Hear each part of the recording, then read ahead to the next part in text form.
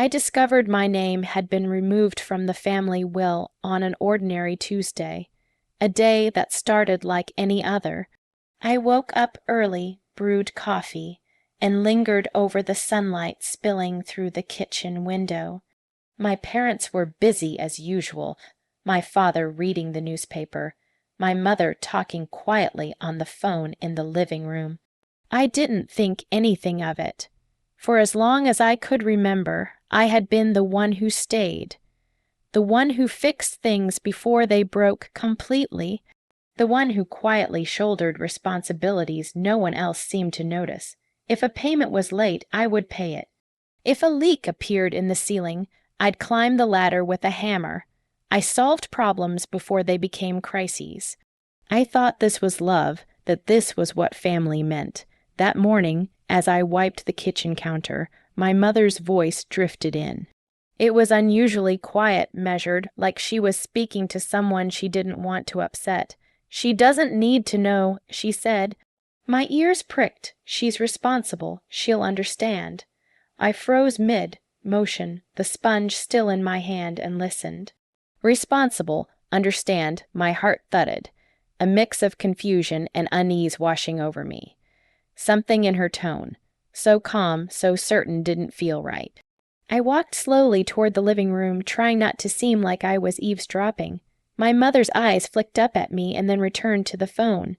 "Yes, he'll handle it," she continued. "She's strong. She'll be fine." I wanted to speak, to interrupt, to ask questions, but my throat was dry. I retreated silently to the corner of the room, pretending to check the refrigerator. A few minutes later, I saw it, papers stacked neatly on the coffee table, the official-looking envelope with the family crest. My curiosity overpowered caution. I picked it up, unfolding it slowly, carefully, and there it was. My name gone, not a single mention, only my brother, his name printed clearly and proudly, as if the years I had poured into this family didn't exist. I remember sitting down immediately, the envelope clutched in my hands, staring at the stark white page as if staring harder would make my name appear. My chest tightened. I didn't cry. I didn't scream. There was just a hollow ache, a quiet, almost imperceptible betrayal that lodged itself in my chest. For years, I had been the one who stayed when others walked away. I had been the shoulder to cry on, the messenger of apologies, the quiet fixer of disputes no one else wanted to touch. I had built my world around being useful, thinking that love and loyalty were measured in hours worked, problems solved, and crises averted. And yet, in one clean sweep, I was erased. That night, I couldn't sleep. I lay in bed, staring at the ceiling, replaying every family gathering, every holiday, every moment I had sacrificed my own needs for theirs. There were countless nights I stayed awake, helping my brother with school projects, countless weekends I spent mending mistakes that weren't mine. I had thought it was love. I had thought it was appreciation.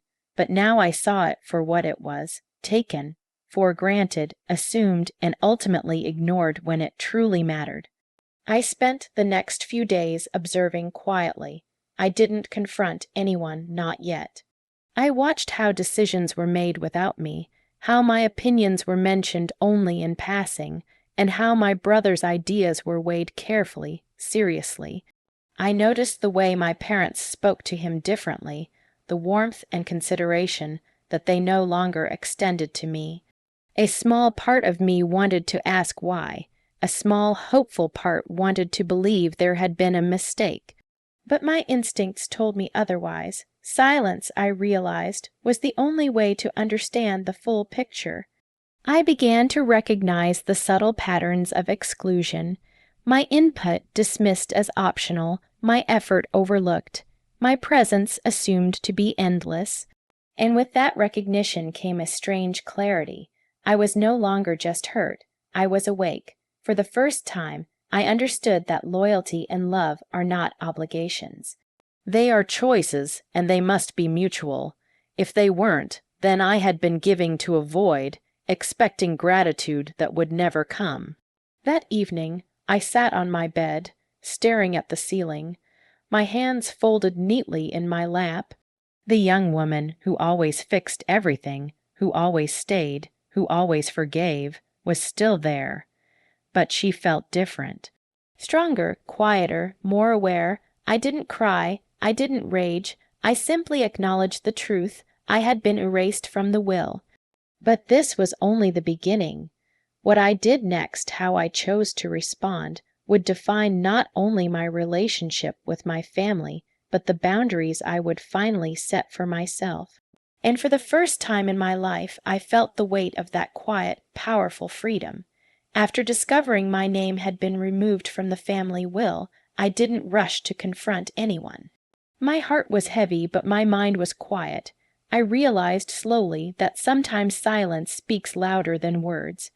And so, I chose silence. For years, I had been the invisible glue holding the family together. I paid bills no one remembered, fixed things that no one admitted were broken, and mediated conflicts that threatened to tear the small universe of my family apart. I had convinced myself this was love, but now I began to see it as something else: obligation, expectation, and unbalanced loyalty. I watched my parents closely, learning more about them in these quiet days than I ever had before. My father continued his routines, seemingly unaware of how fragile the house really was without me constantly keeping things in order.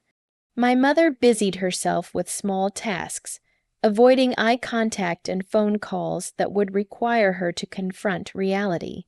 And my brother moved through the house with ease, oblivious to the tension I carried silently, as if the universe had conspired to erase my presence entirely. I began to notice patterns I had once ignored, how my opinions were no longer sought in family discussions, how my ideas, once casually dismissed, were now absent from every conversation, how my presence, once considered essential, was now taken for granted, or perhaps deliberately overlooked. It was painful, yes, but it was also illuminating.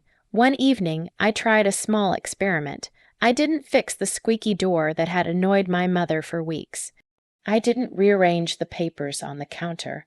I didn't remind anyone of an overdue bill. I simply observed. The silence was deafening. At first, nothing seemed to happen. My mother moved around the kitchen, her brows furrowed, muttering under her breath. My father complained about the house's small inconveniences, seemingly unaware that someone had always smoothed these problems out for him. And my brother, he looked confused, checking things I used to manage without a second thought. 2 weeks later, my phone rang late at night. I had been reading quietly in my room, trying to focus on something other than the tension that had settled over the house. When I answered, it was my mother, her voice trembling, nearly breaking. "The house, it's being sold," she said. "We didn't think it would come to this. Your brother, he can't handle the paperwork. We need help." I listened. Every word, every quiver, every hesitation. I didn't speak. I didn't interject. I let the silence stretch for a few seconds, enough for her to realize that I wasn't rushing to fix the problem, that I wasn't the default solution anymore. Finally, I said calmly, almost gently, "Ask your favorite child." There was a pause, heavy, confused. Panicked, then came the sigh, the sound of someone realizing the ground they stood on was not as solid as they had thought. My mother's voice was small and almost ashamed. She whispered my name, but I didn't respond. I had already said everything I needed to say. My calmness was my boundary, my answer, my quiet strength. The days that followed were different. The family struggled with the simplest tasks without me stepping in. Bills went unpaid for a few days, appointments were missed, paperwork sat on the counters, ignored. Nothing catastrophic, nothing dramatic, but enough for them to feel the absence they had taken for granted. I felt no joy in their struggle, only a deep, quiet clarity. I realized that for years I had been training myself to anticipate the needs of everyone else, to sacrifice my own energy, and to assume responsibility for things that were not mine to carry. And while that had made me valuable in their eyes, it had also made me invisible. Now, without my constant presence, the truth could no longer be ignored. I also noticed a subtle shift in myself. I felt lighter, freer, more aware of my own worth. I didn't have to be needed to matter. I didn't have to fix everything to be loved. And in that silence, I discovered something new: strength. By observing rather than intervening, by listening rather than reacting, I had learned the first lesson of true self-respect. Sometimes stepping back is more powerful than stepping forward. Sometimes the quiet choice speaks louder than any argument, confrontation, or emotional outburst. The young woman who had always stayed, always fixed, and always forgave was still there, but she had changed. She was no longer invisible. She was no longer the automatic solution. She was present in a different way now, with her eyes open and her heart aware. And for the first time, I felt the strange, almost unfamiliar sensation of calm, not the kind that comes from solving problems or keeping everyone else happy, but the kind that comes from knowing I had finally chosen myself. After I chose silence, the house began to change, not in dramatic ways, but in the subtle, undeniable ways that reveal truth. The small cracks I had always patched up began to widen. The bills I had always paid on time sat on counters for days. Appointments were forgotten, deadlines missed, and emails went unanswered. It wasn't chaos, at least, not the kind you could see from the street. But it was enough for the quiet tension I had carried for years to surface. I didn't intervene. I didn't offer explanations. I simply observed. At first, I felt a flicker of guilt. I had been trained to think that if I didn't step in, the entire family might crumble. But as the days passed, I noticed something remarkable. Life did not crumble. It stumbled, yes. Decisions were delayed. Mistakes were made. But the house, the family, remained intact. And more importantly, they began to see what they had been ignoring for so long. My brother, the one whose name appeared so clearly on the will, began to realize that competence wasn't automatic. He had been confident, even smug, in his assumed role as the heir. But when a simple letter from the bank went unanswered for 3 days and the late fees started piling up, he finally looked to me, not with anger, not with reproach, but with confusion. I didn't answer. I had learned that presence doesn't teach lessons. Absence does. My parents, too, were quiet, watching as their carefully constructed illusion began to shift. My mother's apologetic glances were fleeting, almost imperceptible. My father avoided my eyes, likely aware that he had underestimated the depth of my contributions to this household. They didn't beg, they didn't demand. They simply felt the consequences of assuming I would always be there. And in that quiet observation, I discovered the depth of my own growth. The girl who had always fixed everything, who had always forgiven, who had always carried the weight of unspoken expectations, was still here, but she was no longer bound by those invisible chains. I had learned to value myself not for what I could do for others, but for who I was, independent of their approval. One afternoon, I went to the kitchen, where my mother was sorting paperwork, her hands trembling slightly as she struggled with forms I had once handled effortlessly. She looked up at me, eyes wide with a mixture of fear and something that almost resembled shame. I thought he could handle it," she said softly, referring to my brother. Her voice trailed off, unsure, as if she were seeking reassurance or forgiveness. I nodded gently, but I didn't offer solutions. I didn't reach for the stack of forms to fix them. I simply said, "I hope you figure it out." The words were calm, quiet, almost like a whisper, but their weight was undeniable. For the first time, my parents and my brother had to navigate life without my constant intervention. They had to face the reality that love and loyalty are not obligations. They had to confront the fact that one person cannot endlessly give without boundaries. And as they stumbled through the small crises, I noticed the change in myself. I felt lighter, freer, more grounded in my own sense of worth. The absence I had created was not punishment. It was clarity. I had given endlessly because I thought that was the measure of my value. But now I understood that respect cannot be earned through sacrifice alone. It must be mutual, and when it is not, the most powerful response is quiet, deliberate choice. I realized, too, that I had been training myself all along for this moment. All those years of fixing, forgiving, and absorbing silent disappointments had built a resilience that was finally coming into its own. I was no longer the invisible daughter who could be taken for granted. I was someone who could step back, observe, and let the natural consequences of others' choices speak louder than any argument I might have made. By the time a week had passed, the family had begun to adapt, but in ways that highlighted their previous dependence on me. I didn't gloat, I didn't remind them of my absence, and I didn't demand recognition. I simply existed, calmly, quietly, fully aware of my own value. And in that space of quiet dignity, I felt something I had never felt before, peace. I had finally learned the lesson I had been too young to understand before. Stepping back is not abandonment. It is wisdom. It is the recognition that one cannot carry the weight of others indefinitely without losing oneself. And sometimes the most powerful influence is not in fixing problems, but in allowing others to face them, and in allowing oneself to finally be seen.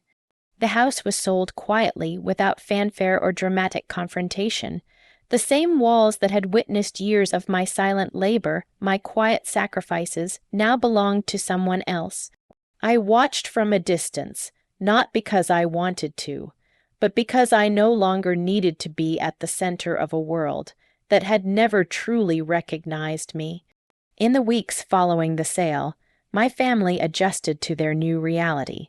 My brother, who had once moved through life with an air of inevitability, learned to navigate responsibilities that had always been handed to me.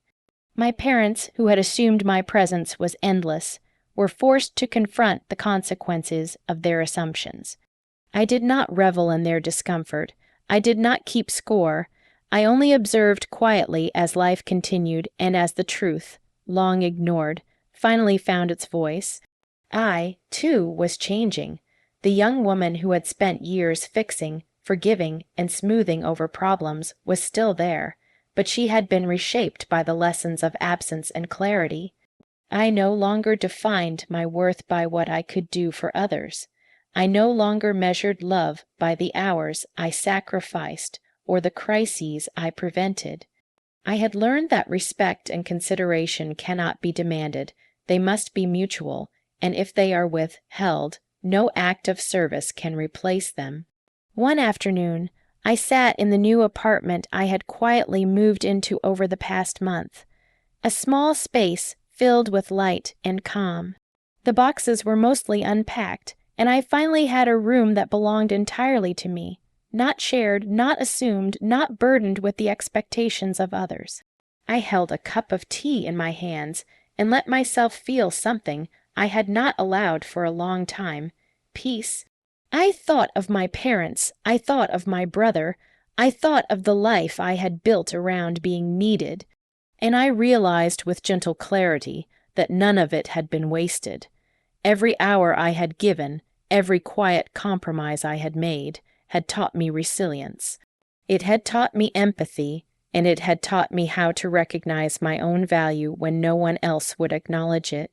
The calls from my mother became less urgent, less frantic. She learned to manage the bills herself. My father learned to keep the house in order. My brother stumbled occasionally, but he grew. And I, finally, stepped into a life where I was no longer a fixer, no longer invisible, no longer defined by the sacrifices I made for a family that could not fully see me. Sometimes I allowed myself a quiet smile when I thought about the old house. I did not feel bitterness. I did not feel anger. I felt the calm pride of someone who had finally chosen herself over the expectations of others. I had not yelled, I had not argued, and I had not demanded recognition. I had simply stepped back and allowed the natural consequences of neglect and assumption to reveal themselves. And in doing so, I discovered something far more powerful than approval, inner peace. I also learned that love is not diminished by boundaries. I still loved my family, not blindly, not endlessly, but in a way that was measured and conscious. I could care without losing myself. I could be present without being consumed, and that, more than anything else, was my quiet victory. One evening, as the sun dipped below the horizon, I sat by the window, letting the warm glow fill the room. I thought about the young woman I had been, the one who always stayed, always fixed, always forgave.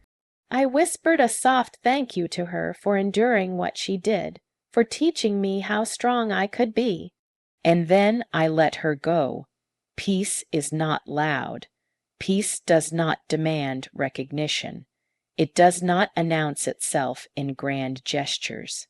It exists quietly, firmly, in the space where you choose to honor yourself above the expectations, neglect, or assumptions of others. And for the first time in my life, I felt it fully, without apology or hesitation. I had been erased from a will. I had been overlooked, undervalued, and assumed, but I had not been defeated, and that, I realized, was the most profound inheritance I could ever receive. I closed my eyes, feeling the steady rhythm of my own heartbeat. I had built a life not defined by what I had given away, but by what I had preserved, my dignity, my clarity, and my peace. And that, more than any house, any document, or any recognition from my family, was mine forever.